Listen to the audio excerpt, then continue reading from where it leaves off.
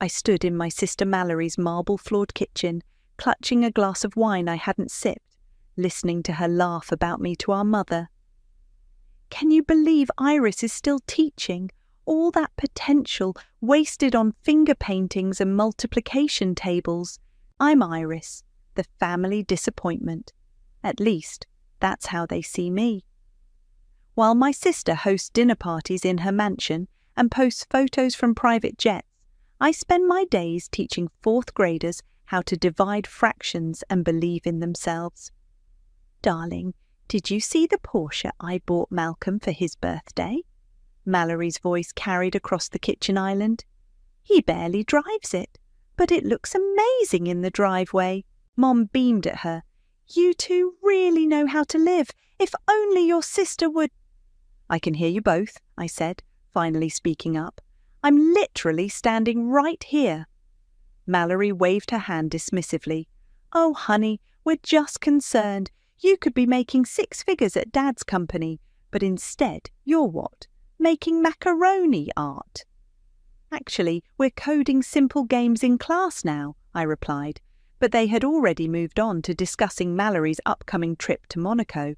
My phone buzzed. A text from Grace, my fellow teacher and closest friend. How's the family torture session going? Kill me now, I typed back. The usual wealth shaming? Remember why you do this, Grace replied. You're changing lives, not just bank accounts. I smiled, thinking of Jamie, one of my students who went from hating math to lighting up when solving problems using our classroom's new programming exercises. That's worth more than any Porsche. Iris dear, Mum called out, come look at Mallory's new tennis bracelet. 15 carats of diamonds. Malcolm really knows how to treat her right. I walked over, admiring the way the stones caught the light. Beautiful, I said quietly. You could have nice things too, Mum said, touching my arm. Your father would still welcome you at the company. It's not too late to make something of yourself. I've made something of myself, I replied, but my voice was drowned out by the arrival of Dad and Malcolm, returning from their cigar break on the terrace. There's my girls, Dad boomed, kissing Mallory's cheek first, then Mum's. He gave me a brief nod. Iris, how's the teaching going? Still enjoying it? Before I could answer, Mallory jumped in. Daddy, tell Iris about that junior executive position that just opened up. She'd be perfect for it. Well, Dad cleared his throat, the salary starts at $120,000 plus bonuses, much better than... He trailed off, glancing at me apologetically. I took a deep breath. I appreciate the offer, but I love what I do. My students... Your students can't pay for retirement, Mum interjected, or designer clothes, or vacations, or dignity, apparently, I muttered, earning a sharp look from everyone except Malcolm, who was absorbed in his phone. The evening continued like this, a parade of subtle jabs wrapped in concern, of achievements I should envy, of paths I should have taken. But they didn't know about the late nights I spent coding, about the educational software I'd been developing for the past 2 years. They didn't know about the meetings with investors, or the way my students' test scores had skyrocketed since implementing my program. As I helped clear the dishes, Mallory cornered me by the sink. Look, I know you think I'm being harsh, but I just want what's best for you. Don't you want to be successful? I placed a crystal wine glass in the dishwasher, careful not to chip it.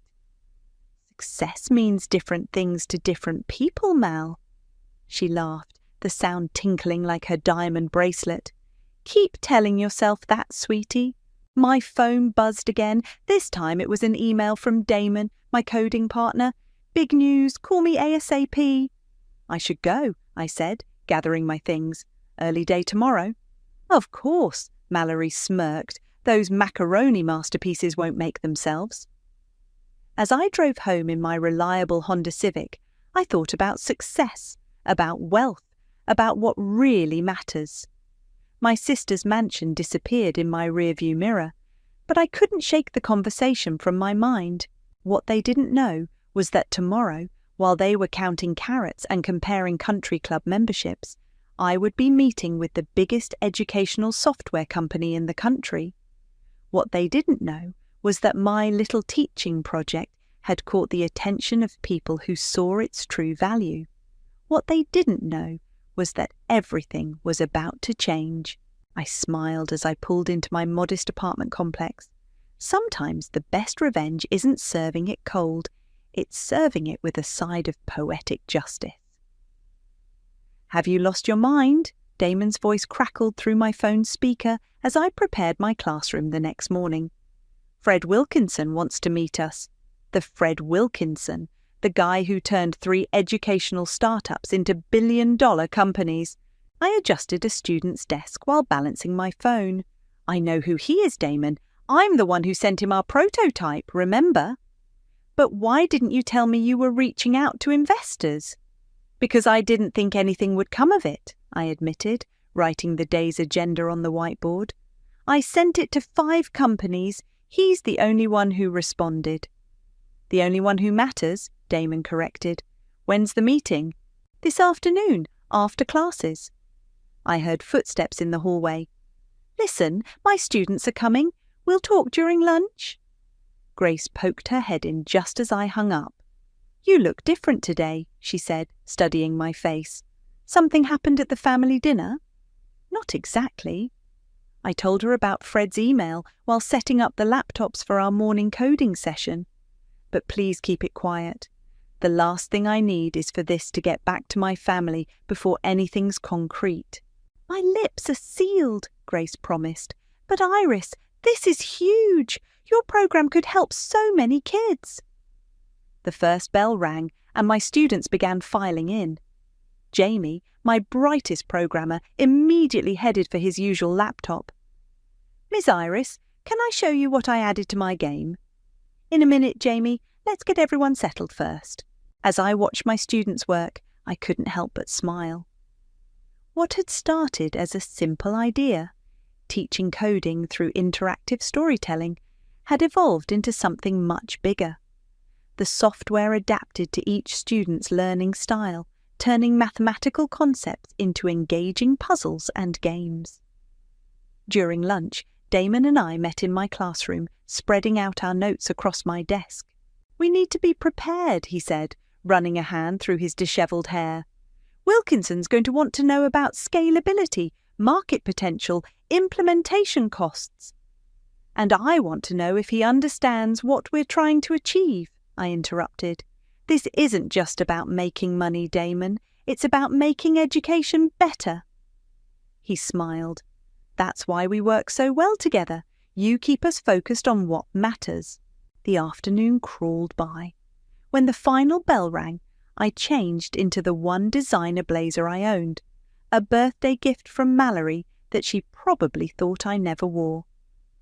"You've got this," Grace said, giving me a quick hug before I left. "Remember, you're the expert here. You know what these kids need." Fred Wilkinson wasn't what I expected.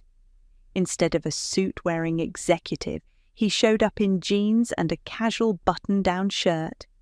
He spent the first 20 minutes asking about my teaching experience and watching recordings of students using the software. "Show me how it works," he said, sitting down at one of the student laptops. I guided him through the program, explaining how it adjusted difficulty based on user responses, how it incorporated storytelling elements to maintain engagement, and how it provided real-time feedback to teachers. "And you developed this while teaching full-time?" he asked, clearly impressed. "Nights, weekends, summers," I nodded. Damon helped with the back-end programming, but the educational framework came from daily classroom experience. "That's what makes it special," Damon added. "It's not just theoretically sound, it's been tested and refined in an actual classroom." Fred leaned back in the small chair, looking oddly comfortable in the elementary school setting. "I'll be direct. I've seen dozens of educational software pitches this year. Most of them are from tech people who think they know what teachers need. This is the first one I've seen that actually understands how kids learn." My heart raced. "So you're interested?" Very. He pulled out his tablet. I'd like to make you an offer, but first, I want to know your vision. If we scale this up, what do you see happening? I thought about Jamie, about all my students who'd discovered they could do more than they thought possible. I want every kid to have that moment when they realize they're capable of amazing things. I want teachers to have tools that actually help them teach, not just generate test scores. I want to change how we think about education. Fred nodded slowly, a smile spreading across his face. That's exactly what I wanted to hear. He turned his tablet toward us, showing a number that made my eyes widen. Let's make it happen. As we left the school that evening, Damon grabbed my shoulders. Do you realize what just happened? We're going to be rich. But I was thinking about something else. About Mallory's smirk, about my mother's dismissive comments, about my father's disappointment, about how none of that mattered anymore. No, I corrected him, we're going to make a difference. The money is just a bonus. My phone buzzed. Another family dinner invitation for the weekend. This time, I thought, things would be different. The familiar scent of Mum's roast beef filled the dining room as I took my usual seat at the far end of the table. Mallory was already holding court, regaling everyone with stories from her recent Monaco trip. The yacht was absolutely divine, she gushed, gesturing with her wine glass. Malcolm's business partner let us use it for the whole week. Speaking of business, Dad said, cutting into his meat, how's that junior executive position looking, Iris? Still open if you want it? I pushed my peas around the plate. Actually, I've been pretty busy with a work project. Mallory snorted. What, the school bake sale? No, I said quietly. Something else. My phone buzzed in my lap. A text from Fred. Final paperwork ready for review. Meeting tomorrow at 9. Phone's at the dinner table? Mum clicked her tongue. Really, Iris, you should know better. I slipped the phone back into my pocket, fighting to keep my expression neutral. The contract we'd been negotiating was worth more than this house and everything in it. But they didn't need to know that. Not yet. Malcolm just closed another huge deal, Mallory announced. Tell them, honey. Malcolm looked up from his phone briefly. Oh yeah, pretty big. 7 figures. That's wonderful, Mum beamed. You two are so successful. Iris, dear, aren't you inspired by your sister's lifestyle? I took a sip of water. I'm happy with my choices. Happy? Mallory laughed. Living in that tiny apartment, driving that old Honda. Come on, sis, you can't be serious. Not everyone measures success the same way, Mal. No, but everyone measures failure the same way, she shot back. The table fell silent. Dad cleared his throat uncomfortably. Mallory, Mum chided softly, but her heart wasn't in it. My phone buzzed again. This time it was Damon. Stock options looking amazing. You seeing these numbers? Another message. Mum frowned. Is everything all right at school? Everything's fine, I said. Better than fine, actually. Oh? Mallory leaned forward. Did they finally give you a raise? Maybe now you can afford a new car. I gripped my fork tighter. I like my car. Well, I just got a new Mercedes, Mallory continued. The interior is all custom leather.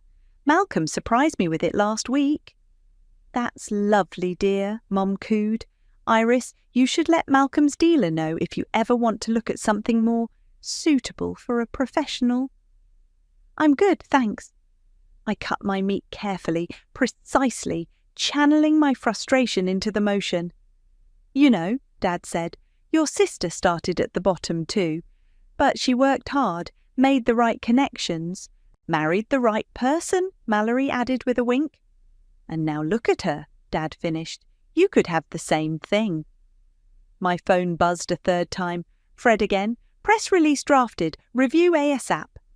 Seriously, what is so important? Mallory reached across the table, trying to peek at my phone. Hot date? I pulled back. Work stuff. Schoolwork? At this hour? Mum shook her head. This is exactly what we're talking about, dear. "You're killing yourself for nothing." The words hit harder than usual, maybe because I knew how wrong they were. I thought about the contract waiting for my signature, about the changes it would bring, about the students who would benefit. "You know what?" I stood up suddenly. "I need to go." "But we haven't had dessert," Mum protested.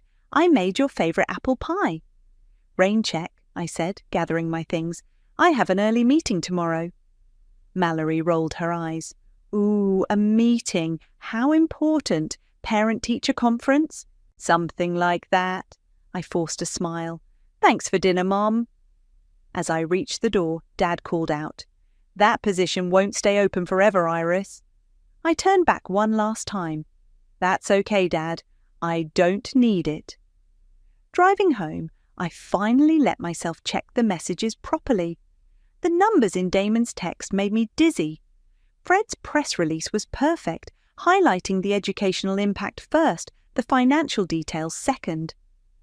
My phone rang. It was Grace. "How was dinner?" she asked. "Same as always. They think I'm throwing my life away." "Little do they know," she laughed. "When are you going to tell them?" I pulled into my apartment complex, looking up at my modest home. Soon I could afford any place I wanted, but that wasn't the point. "After everything's finalised," I said, "the paperwork gets signed tomorrow." "And then?" I smiled, thinking about Mallory's condescending smirk, about Mum's dismissive comments, about Dad's disappointment. "And then," I said, "we change some lives. Starting with my own." 8 figures, Damon whispered, staring at the contract on Fred's conference room table. "I mean, I knew it would be big, but this is life-changing." Fred smiled, sliding his Mont Blanc pen across the polished surface. "And that's just the initial payment. Wait until you see the royalty structure." My hand trembled slightly as I reached for the pen. One signature and everything would change. I thought about my students, about all the other students who could benefit from our program. "Before you sign," Fred said, "I want to make sure you understand what happens next. This goes public tomorrow. Are you ready for that?" I nodded, thinking about my family's reaction. More than ready. The press will want interviews. Your story, a teacher creating revolutionary educational software, it's going to make headlines. "Speaking of headlines," Damon cut in, "have you told your family yet?" "No." I signed my name with a flourish. "But they'll find out soon enough." Fred gathered the papers, handing us each our copies. "Congratulations! You're now officially millionaires." Walking out of the building, Damon couldn't contain his excitement. "We should celebrate! Dinner, drinks, buy a small island." "I have to get back to school," I laughed. "My students are presenting their projects today." "Iris, you're rich now. Like, really rich. You don't have to—" "I want to," I interrupted. "These kids are why we did this in the first place." Back in my classroom, Jamie was first to present his project. He'd created a game that taught multiplication through space exploration. Each correct answer moved the rocket closer to its destination. "Miss Iris," he beamed, "I added sound effects." My phone buzzed. A text from Mallory. "Turn on channel 7 now." Then another. "Is this for real?" And another. "OMG, call me." I glanced at the classroom TV, usually used for educational videos. With a knot in my stomach, I turned it on. Revolutionary educational software developed by a local teacher, the news anchor was saying. The program, which has shown remarkable results in improving student performance, was just acquired for an undisclosed sum in the 8-figure range. My students stopped what they were doing, staring at the screen where my professional headshot now appeared. "Ms. Iris," Jamie gasped, "that's you." "Is this about our coding class?" another student asked. "Are you famous now?" "Are you rich?" Grace appeared in the doorway, grinning. "So much for keeping it quiet." My phone was exploding with notifications, messages from college friends, former colleagues, and most persistently, my family. Mum, what is this we're seeing on the news? Dad, call immediately. Mallory, seriously, what is happening? Class, I said, turning off the TV, let's focus on your presentations. This isn't about me, it's about what you've created. But the excitement was contagious. Even Grace's students were peeking in through the windows. After school, Damon rushed into my classroom. Have you seen Twitter? We're trending. I've been avoiding looking at anything, I admitted. How bad is it? Bad? It's amazing. Teachers are calling you an inspiration. Tech blogs are analysing our software. And, he paused dramatically, 3 other major companies have already reached out about partnerships. My phone rang again. Mallory, for the 10th time. You should probably answer eventually, Grace said gently. I will, just not yet. I sat at my desk, looking around my classroom. Everything's going to change now, isn't it? Only the things you want to change, Damon said. You're still you, just with a much bigger platform to make a difference. My phone buzzed with a text from Fred. Major Education Conference wants you as keynote speaker. Interest from school districts nationwide. This is bigger than we thought. Iris, Grace said softly, your family's here. I looked up to see Mallory, Mum, and Dad standing in my classroom doorway.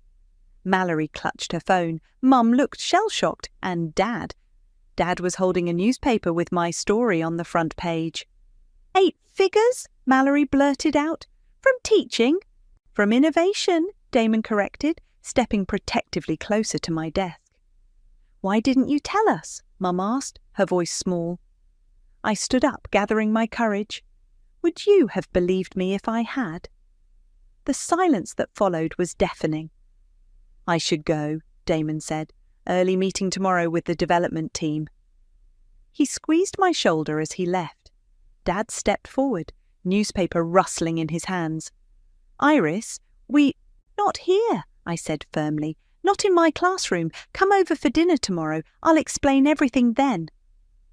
They looked ready to argue, but something in my voice must have stopped them. Maybe it was the confidence that came with knowing I'd succeeded on my own terms. Tomorrow, then, Dad nodded. As they left, Mallory lingered in the doorway. Sister, she said, shaking her head, you've been holding out on us. No, I replied, you just never bothered to look. Fred arrived at my classroom during lunch break, just as my students were filing out. He paused to watch Jamie explaining his space multiplication game to a younger student. This is exactly why I invested, Fred said, smiling. Real results, real engagement. I gathered my things, preparing for our meeting. The kids are amazing when you give them the right tools. Speaking of tools, he pulled out his tablet. We need to discuss the rollout. 20 school districts want to implement the program next semester. My phone buzzed. Another text from Mallory. Saw you on Good Morning America. Since when do you do TV? Your sister seems persistent, Fred noted, glancing at my phone. Family taking the news well? They're coming for dinner tonight. We'll see. We walked to the teacher's lounge, where Damon was already setting up his laptop. Grace had helped us clear the space, making it look less like a break room and more like a meeting area. The development team's ready, Damon announced. We can start training teachers next month. Fred nodded approvingly. Good, because this just came in. He showed us his tablet. The governor wants to make our program part of the state's educational initiative. The whole state? I sat down, stunned. Every public school, full funding. Fred's eyes sparkled. This is bigger than we imagined, Iris. You're not just a millionaire anymore. You're about to become a major force in education reform. My phone buzzed again. Mum this time. Darling, what should we bring tonight? Malcolm's offering to bring champagne from his private collection. Your family dinner's going to be interesting, Damon smirked. Focus, I said. Let's talk about the training program. We spent the next hour discussing implementation plans, teacher support systems, and expansion strategies. Fred's experience showed in every suggestion, every potential pitfall he helped us avoid. "One more thing," Fred said as we wrapped up. "The Today Show wants an interview. Their education segment." "National TV?" Damon whistled. "That's major exposure." "It's not about exposure," I insisted. "It's about reaching more students, more teachers." "That's why you're perfect for this," Fred said. "You never lost sight of the mission." After they left, Grace came in with coffee. "Ready for tonight?" "Not even close." I showed her my phone, dozens of missed calls and messages from family members I hadn't heard from in years. "Second cousins coming out of the woodwork," she laughed. "Everyone wants to know how the poor teacher struck it rich." I sighed. They still don't get it. "So make them understand." Grace squeezed my hand. "Show them what real success looks like." The rest of the school day passed in a blur of excited students and congratulatory colleagues. As I was packing up, Jamie appeared at my desk. "Ms. Iris, are you going to leave us now that you're rich?" My heart melted. "No, Jamie, I'm staying right here. We're just going to help more kids learn the way you do." "Promise?" "Promise." Driving home, I thought about that promise. My apartment might be modest, but it was about to host the most awkward family dinner in history. I'd ordered catering, nothing fancy, just good food, and set up my small dining room as best I could. The doorbell rang at exactly 6. Mum, Dad, Mallory and Malcolm stood there, looking oddly uncertain. "Come in," I said, stepping aside. "This is cosy," Mallory commented, looking around my apartment. "It's home," I replied simply. Malcolm immediately checked his phone, but the others sat down, eyeing me expectantly. "So?" Dad cleared his throat. "8 figures?" "The software is being implemented statewide," I explained. "It's already improved test scores by 40% in pilot programs." "But how?" Mum burst out. "You're a teacher." "Exactly." I pulled out my laptop. "Let me show you." I demonstrated the program, showing them how it adapted to each student's needs, how it made learning interactive and engaging. To my surprise, they actually paid attention. "This is incredible," Dad muttered. "And you developed this while teaching?" "With Damon's help, yes." "And now the governor wants it?" Mallory leaned forward. "Like, the actual governor?" "Every public school in the state," I confirmed. "But that's just the start." "Start?" Malcolm looked up from his phone. "There's more." I told them about the national rollout plans, the Today Show interview, the education conference keynote. With each revelation, their expression shifted from shock to something else. Respect, maybe, or understanding. "Why didn't you tell us?" Mum asked again, softer this time. I met her eyes. "Would you have supported me? Or would you have told me to take that junior executive position instead?" The silence that followed was answer enough. "Well," Mallory said finally, "I guess I can't tease you about being just a teacher anymore." "No," I agreed, "you can't." But looking at their faces, I realized something. This wasn't about revenge anymore. It was about showing them, and the world, that success isn't measured in carrots or car models, it's measured in lives changed. And how does it feel to be called the teacher who changed education? The Today Show host leaned forward, her perfect smile gleaming under the studio lights. "Honestly?" I adjusted my microphone. "I'm still just a teacher who wants to help kids learn." "But you're now worth millions," she pressed. "Surely that changes things." "The only thing that's changed is our ability to reach more students." I gestured to the screen behind us, showing clips of children using our software. "Look at their faces when they solve a problem. That's worth more than any bank account." After the interview, Fred met me in the green room. "Perfect, absolutely perfect. The governor's office called. They want you to speak at the Education Summit next week." My phone buzzed. "Mallory, you looked amazing on TV. Who knew my little sister could work a camera? P.S. Mum's crying." "Your family's adjusting?" Fred asked. Slowly, it's complicated. Back at school, a small crowd of reporters waited outside. Grace helped me sneak in through the side entrance. Celebrity teacher, she teased. Stop it. I headed to my classroom, where Jamie was already waiting. Ms. Iris, I saw you on TV. He bounced excitedly. My mum recorded it. More students filtered in, each with their own version of I saw you on TV. The excitement was contagious, but I had other news to share. Class, I announced, remember how we've been testing our special software? Nods all around. Well, starting next month, every school in the state will be using it. And, I smiled, you all get to be peer mentors. Really? Jamie's eyes widened. We get to teach other kids? Really? Because you're the experts. The door opened, and to my surprise, Dad walked in. He stood awkwardly at the back of the classroom, watching. Okay, everyone, I said. Time to work on your projects. As the students settled into their tasks, Dad approached my desk. This is different from what I imagined, he said quietly. What did you imagine? Honestly, chaos, bored kids, not this. He gestured to the focused students, their faces lit by laptop screens. Dad, why are you here? He shifted uncomfortably. The board meeting this morning. They want to invest in educational technology. They asked if I knew anyone in the field. I raised an eyebrow. And I realised I didn't even know my own daughter was leading the industry. His voice cracked slightly. I'm sorry, Iris. Before I could respond, Jamie called out, Ms. Iris, can you help me with this coding problem?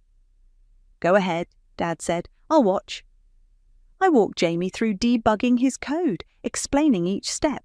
When he finally got it working, his whole face lit up.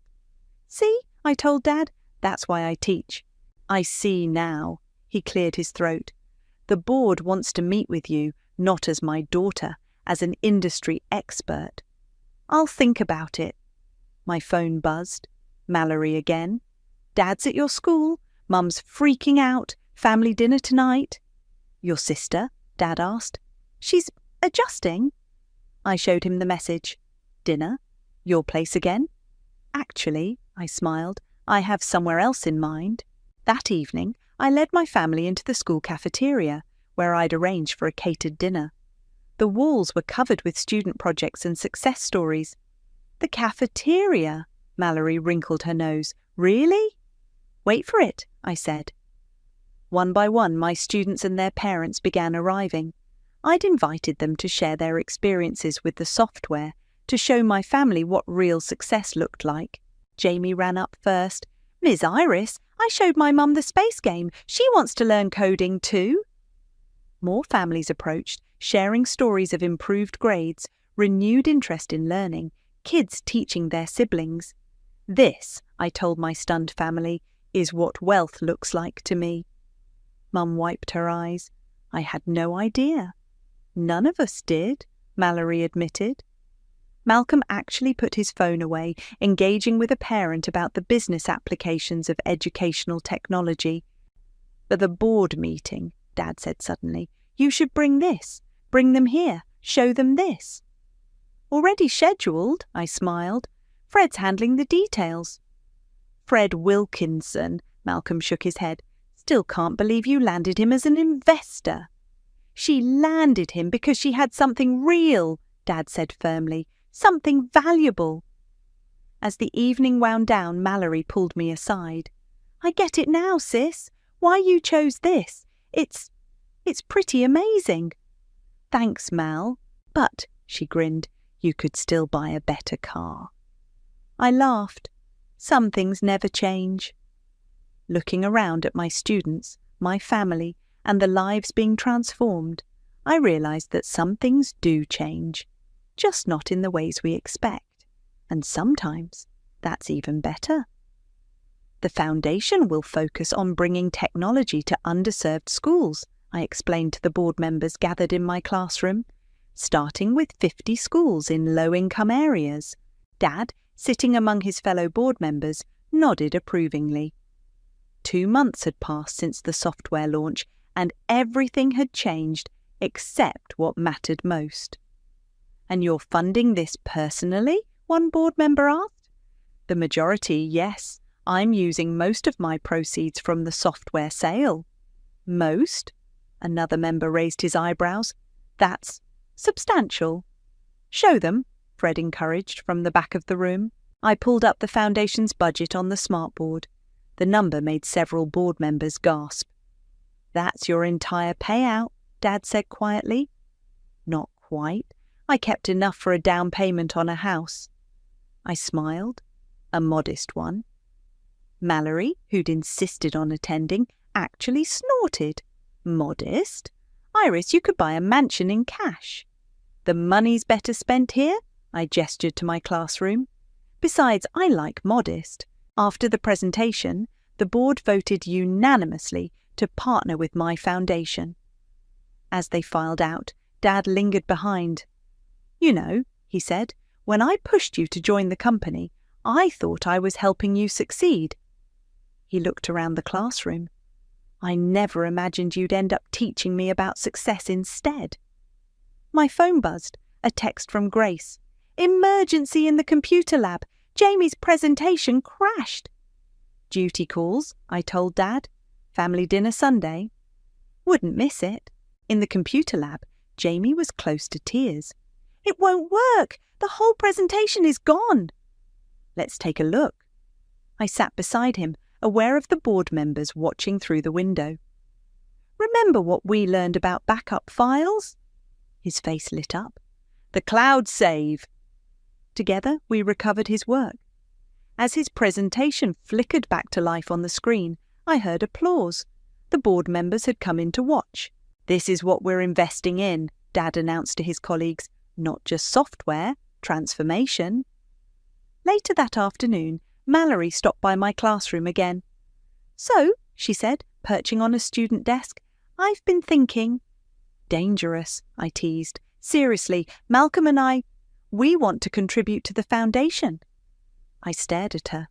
"What?" "We've got more money than we know what to do with," she shrugged. "Maybe it's time we did something meaningful with it." Before I could respond, Mom burst in waving a magazine. "Have you seen this?" She thrust it at me. Forbes, my face on the cover. "The teacher who revolutionized education." "Mum, that came out last week." "I know, but I keep reading it. My daughter in Forbes." She paused. "Both my daughters, actually.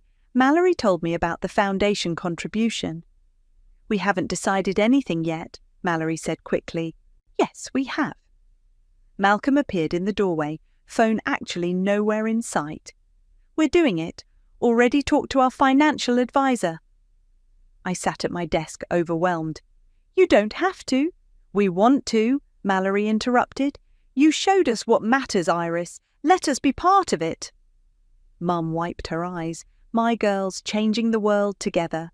"Speaking of changing things," Malcolm said, "we should discuss the expansion plans. The governor's office called. 3 more states want to implement the program." "And the Today Show wants you back," Mom added. "They're calling you America's teacher." "I'm still just a teacher," I protested. "No," came a voice from the door. Jamie stood there with his recovered presentation. "You're the best teacher." Mallory smiled. "Out of the mouths of babes." "Miss Iris," Jamie continued, "can I show my presentation to your family?" For the next 20 minutes, my family sat in student desks, watching Jamie explain how he'd created an educational game that taught fractions through pizza slicing. Mum actually took notes. "This is what you saw," she said afterward, "this potential all along." "It was always there," I replied. "Some people just needed help seeing it." "Like us," Mallory admitted. My phone buzzed again. Fred with more news about expansion plans, speaking engagements, investment opportunities. But for once, I let it wait. "Sunday dinner," I said to my family. "Bring ideas for the foundation, but this time I'm cooking." "In your modest kitchen?" Mallory teased. "In my classroom," I corrected, "where it all started." As they left, chattering about foundation plans and future projects, I looked around my classroom. The same desks, the same walls, the same dreams, but now with infinite possibilities. Jamie poked his head back in. "Miss Iris, thanks for helping with my presentation." "That's what teachers do," I smiled. "That's what changemakers do," he corrected, surprising me with his insight. And maybe he was right. Maybe being a teacher was always about being a changemaker. I just never expected the biggest change would be in my own family. "And now, to present our keynote speaker," the governor announced, a teacher who transformed not just her classroom, but education itself. I stood backstage at the National Education Summit, adjusting my simple blazer. In the audience, I spotted my family, all of them. Dad had cleared his entire board schedule to be here. Mallory had postponed a trip to Paris. Even Malcolm was present, his phone nowhere in sight. "Ladies and gentlemen, please welcome Iris." Before stepping out, I glanced at my phone's lock screen, a photo of Jamie demonstrating our software to a group of younger students. That morning, he'd given me a card. "To the teacher who showed us how to dream bigger." The applause was thunderous, but I barely heard it. Instead, I focused on the faces in the crowd, teachers, administrators, tech developers, all eager to learn how a simple classroom project had sparked an educational revolution. "Thank you," I began, "but I'm not here to talk about success or millions or headlines. I'm here to talk about Jamie." The audience quieted. Jamie is a student who thought he hated math, until one day he discovered he could build worlds with it, create games with it, teach others with it. I clicked to my first slide, Jamie's space multiplication game. This isn't just software, it's possibility, it's potential unleashed, and every child deserves that chance. In the front row, Mum wiped her eyes. Beside her, Mallory gripped Malcolm's hand. "The foundation my family and I created has already brought this program to hundreds of schools. But today, I'm announcing something bigger." I paused, meeting Dad's eyes. "Every penny of profit from our software will fund teacher training and technology access for underserved schools. Every single penny." Gasps rippled through the audience. Fred, sitting with the investors, smiled and nodded. Because success isn't measured in bank accounts. It's measured in moments of discovery, in light bulbs going on, in children realizing they're capable of amazing things. After the speech, backstage became a family reunion. Mum hugged me tight. "I was so wrong," she whispered, "about everything." "We all were," Mallory added, "but you never rubbed it in our faces. You just showed us a better way." Speaking of better ways, Malcolm stepped forward. "The investment group wants to double their contribution to the foundation." Dad cleared his throat. "And the board, we've voted to match it." I stared at them. That would fund every school in the country."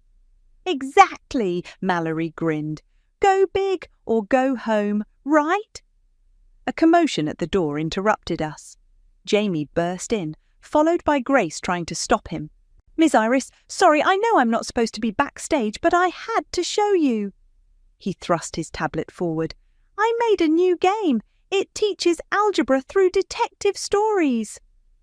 The security guard moved to escort him out, but I waved him off. "Show us," I said. For the next few minutes, my family crowded around Jamie's tablet, watching as he demonstrated his creation. Mum asked intelligent questions, Dad took notes, Mallory and Malcolm offered marketing suggestions. "This is better than my first coding attempts," I admitted. "Because you taught me," Jamie beamed, "and now I can teach others." Grace finally caught up, out of breath. "Sorry, he was so excited." "Don't apologise," I said. "This is perfect." "It is," Dad agreed. "This is exactly what the foundation should be about. Not just providing technology, but nurturing innovation." "Speaking of nurturing," Mum cut in, "we're all having dinner at my house tonight. Jamie and Grace, you're invited too. No arguments." But first, Mallory said, champagne. I think we have something to celebrate. The foundation expansion? Malcolm asked. No, Mallory smiled, looking at me. Family, real success. Things we learned from our little sister, the teacher. Later that evening, gathered around Mom's dining table, the same table where they'd once mocked my career choice, I looked at my transformed family. Dad and Jamie discussed coding strategies. Mum and Grace exchanged teaching stories. Mallory and Malcolm debated foundation initiatives. You know what's funny? Mallory said quietly. I used to think I had everything. The clothes, the car, the lifestyle. But you had something better. What's that? Purpose. And now, thanks to you, we all do too. Jamie's voice rose above the dinner chatter. Ms. Iris, can I show everyone my new idea? It's about teaching science through virtual reality. Of course, I laughed. That's what we do here now. We listen, we learn, we grow. Together, Mum added, raising her glass, to the teacher who taught us all. Looking around the table, I realized this was true wealth, not the millions in my account or the headlines or the accolades. It was family transformed, purpose discovered, lives changed, and somewhere in my classroom tomorrow would bring another Jamie, another idea, another chance to show that success isn't about what you have, it's about what you give.